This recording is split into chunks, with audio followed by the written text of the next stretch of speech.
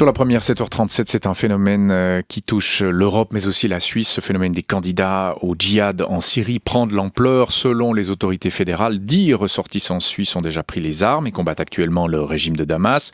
Et puis hier en France, on l'entendait, après la comparution devant la justice de 3 jeunes hommes suspectés d'avoir voulu rejoindre des groupes armés en Syrie, le ministre de l'Intérieur, Manuel Valls, annonçait vouloir mettre en place un service d'alerte pour les familles. On entendait à cette heure dans le journal le témoignage de cette maman près de Bordeaux, tout à fait inquiète et qui pleurait carrément.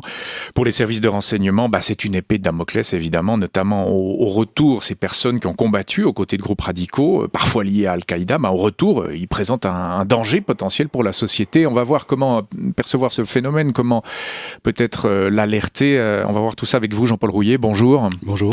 Vous êtes directeur du Geneva Center for Training and Analysis of Terrorism. Alors avant d'être consultant privé, vous avez travaillé pour le service de renseignement stratégique de la Confédération, pour la police judiciaire fédérale aussi, vous connaissez le terrain. La France ou la Belgique qui compte des centaines de jeunes candidats au djihad qui quittent leur pays. La Suisse, en comparaison, on parle de 10 personnes, on s'en sort beaucoup mieux. Vous avez des chiffres précis, vous corroborez ceux qui sont avancés ? Disons plusieurs choses. Pour répondre à la première partie de votre question sur la proportion, plusieurs centaines dans les pays voisins, une dizaine en Suisse. C'est pas la première fois que des jeunes gens partent pour ce qu'on appelle une zone de djihad. Précédemment, il y a eu l'Irak, il y a eu entre autres l'Afghanistan. On peut même aussi évoquer la Somalie dans une moindre mesure. La proportion qu'on connaît plus ou moins, qu'on connaissait déjà à l'époque dans les services, était quasiment de 1 à 10. En clair, si pour un pays comme la Belgique, vous aviez une centaine de jeunes gens qui partaient, on avait plus ou moins une estimation pour la Suisse qui avoisinait aux alentours de 10. Donc les chiffres qui sont aujourd'hui articulés par le service de renseignement de la Confédération correspondent plus ou moins aux estimations que l'on pouvait faire sur les précédentes zones de djihad. Il n'y a là rien de vraiment nouveau et la proportion respecte ce que l'on connaissait déjà précédemment. On arrive à brosser le portrait de ces jeunes candidats ? Alors c'est un portrait qui a évolué au fil du temps. J'entends le profil de ces jeunes candidats, c'est quelque chose qui est mouvant. Une chose que l'on remarque, et c'est ce que vous avez évoqué en parlant des jeunes gens qui ont été pour les uns arrêtés en France ou pour les plus récents qui sont revenus sur Toulouse, c'est un rajeunissement du profil de ces candidats. Alors que pour les précédents conflits, on avait quand même des jeunes qui partaient milieu de la vingtaine jusqu'à la trentaine. On a là actuellement des jeunes qui sont fin de l'adolescence jusqu'à la mi-vingtaine, entre 18 et 25 ans. J'ai un ami qui était un ancien collègue des services français qui me disait que l'un des principaux facteurs et un des principaux problèmes qu'il rencontrait, c'était justement ce rajeunissement qui impliquait que ces gens n'étaient presque par définition pas connus des services. Donc c'est des gens qui partent complètement à l'aveugle sans, pour la plupart, que les services en aient la moindre trace avant leur départ. Donc ces 10 jeunes, ou cette estimation de 10 jeunes en Suisse, on n'a pas leur trace précise, on peut les suivre néanmoins ? Il y a une chose qui est certaine, c'est que les services helvétiques, à l'instar de leurs voisins européens, suivent tout ce qui se fait sur les réseaux sociaux, sur Facebook, sur Twitter et sur tous les autres réseaux de ce type, qu'on peut avoir une indication de ce qui se passe au travers de ces réseaux. Maintenant, suivre quelqu'un qui physiquement part, si vous n'en avez pas eu une information préalable, ça relève quasiment de l'impossible. Et là, c'est la même dynamique pour les services suisses que pour leurs voisins européens. Ce qu'il faut bien comprendre, c'est que dans ce domaine, on a de plus en plus aussi affaire à des structures qui sont des très petites structures avec 1 ou 2 personnes qui agissent en arrière-plan et des gamins qui ensuite partent comme ça de manière très spontanée. C'est très très difficile à prévoir et à prévenir. Bon, c'est des gamins qui partent, vous l'avez dit, 18 ans, 20 ans, effectivement, ils sont à peine majeurs.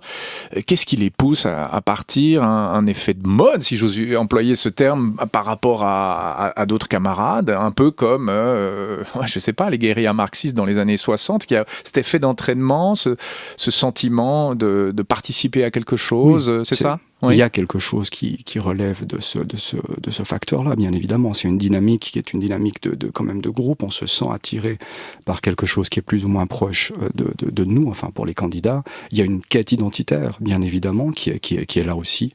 Et puis il reste quand même ce facteur qui n'est pas négligeable, qui est le fait que ce sont des gamins des jeunes gens qui vont être happés à un moment ou à un autre par une expression dure, une expression radicale de ce qu'est l'islam.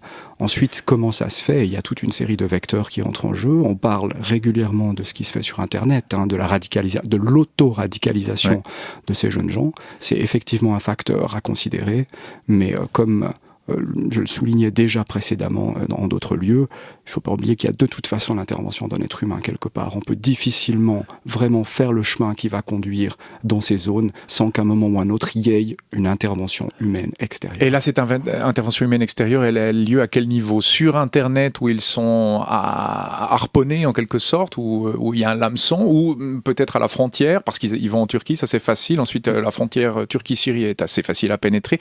Ce processus se passe à quel niveau alors pour ce qui est de l'endoctrinement, ça peut se faire sur Internet, quoiqu'on ait quand même une espèce d'un fractionnement qui s'est effectué jusqu'à 2012.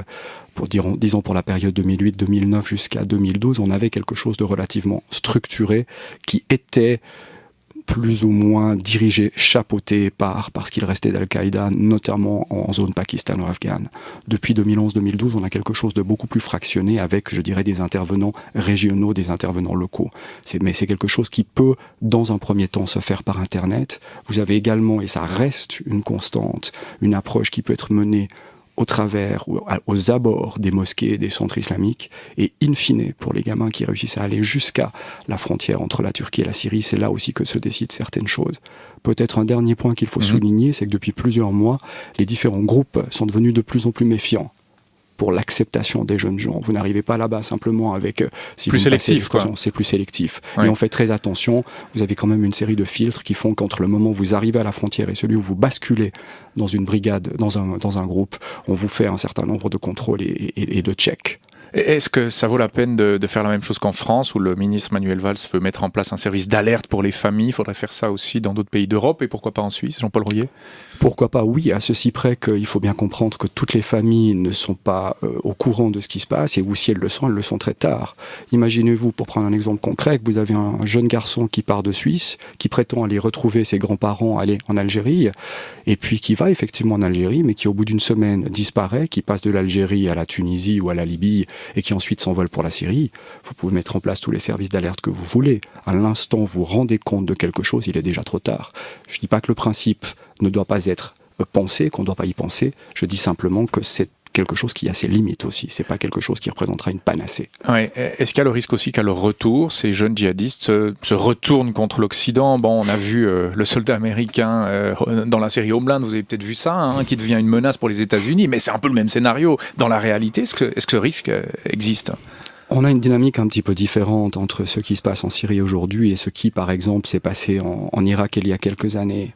L'analyse qu'on en fait au centre est un tout petit peu différente. On considère que la Syrie aujourd'hui va plutôt réinjecter, pour ceux qui vont revenir dans nos sociétés, des jeunes gens qui auront effectivement un certain profil, qui seront entre guillemets pour une partie des salafistes, voire même des radicaux, mais on ne croit pas trop à l'idée qu'ils vont tous créer de nouvelles cellules pour faire sauter des bombes. Ce qui est important pour l'instant et pour ces milieux-là, c'est de reconstituer un arrière-plan, de reconstituer un terroir. Arrière-plan et terroirs qui ont été mis à mal par les différents coups de boutoir des États occidentaux depuis une dizaine d'années maintenant. On a détruit la plupart des cellules, on a quand même la plupart des noyaux durs qui s'étaient constitués depuis la fin des années 80 et ce qui s'était passé en Afghanistan ont été détruits. C'est ça qui aujourd'hui doit être reconstitué. Et à notre sens, c'est ce qui est en train et c'est ce qui est visé au travers du conflit syrien, plutôt que le fait de recréer 3-4 cellules qui vont transformer l'Europe ou d'autres pays en son et lumière dans les années qui viennent. Ces jeunes djihadistes, une fois qu'ils sont arrivés en Syrie, dans les rangs de l'opposition, encore opposition, il y en a des dizaines, des mouvements dans cette opposition. À quoi servent-ils sur le terrain? C'est de la chair à canon ou est-ce qu'ils ont des postes peut-être, entre guillemets, plus nobles, plus stratégiques? Ça dépend des groupes. L'État islamique en Irak et au Levant, qui est entre guillemets l'ersatz de son pendant irakien, reprend, si vous me passez l'expression, une stratégie qui était celle de Abu Musab al-Zarqawi en Irak. La plupart des jeunes qui intègrent les rangs des unités de l'État islamique en Irak et au Levant servent avant toute chose de chair à canon et de candidats aux opérations suicides. C'était Zarqawi lui-même qui disait à l'époque qu'il n'avait pas le temps de former ces jeunes, mais qu'en revanche, les utiliser comme chair à canon, c'était quelque chose qui était parfaitement envisageable. Pour les informations dont on dispose, ça tend à aller dans cette direction pour les unités de ce groupe-là. Pour les autres unités, il y a effectivement une capacité à former les jeunes gens. On l'a très bien vu, je ne sais pas si vous y avez prêté attention, il y a depuis quelques jours un reportage de la télévision néerlandaise qui circule sur le net, qui met en avant un ex-soldat turc qui a fait son armée en Hollande et qui aujourd'hui combat en Syrie. Et on voit très bien, au travers de ce reportage d'une quinzaine de minutes, que lui alors est chargé de la formation des jeunes pour des unités qui, elles, ne sont pas les unités de l'État islamique. Donc les deux tendances sont possibles, cela dépend tout du type d'unité dans lequel vous vous intégrez. Jean-Paul Rouillet, l'islam suisse, dont la base culturelle se trouve plutôt dans les Balkans que dans le Maghreb, est décrit comme un islam libéral, etc., un peu soft. Il y aurait donc moins de risques en Suisse que des centaines ou des milliers de personnes jeunes partent en Syrie faire le djihad ou pas ? C'est une question qui mérite réflexion aujourd'hui. Il y a une dizaine d'années, il est vrai que l'analyse que l'on pouvait en faire était de se dire que l'islam provenant des Balkans était un islam qui était entre guillemets beaucoup plus doux, beaucoup moins agressif que l'islam que l'on pouvait voir venir de certaines franges entre guillemets des communautés qui étaient en Suisse. On est aujourd'hui confronté à des deuxième voire des troisième générations de jeunes gens et on se rend compte, c'est un peu une tendance, si vous prenez les 10 jeunes gens qui seraient partis en Syrie en provenance de Suisse, on sait qu'il y a une majorité de gens qui proviennent des Balkans. Donc ils se sont radicalisés sur place en Suisse derrière leur ordinateur, etc. Exactement, entre autres. Et puis n'oublions pas non plus qu'il y a toute une influence wahhabite qui est gentiment en train de prendre de la force dans les Balkans. Donc ce qui avant était un facteur plutôt de pondération devient aujourd'hui au minimum un point d'interrogation. Ça n'est plus aussi clair que ce que vous décrivez. La situation qui prévalait il y a 10 ans avec un islam balkanique qui était plutôt un pondérateur, entre guillemets, d'un certain radicalisme, devient aujourd'hui au moins un facteur sur lequel on doit se poser des questions. Donc il y a radicalisation aussi parmi certains musulmans en Suisse ? Oui. Clairement ? Oui. Oui.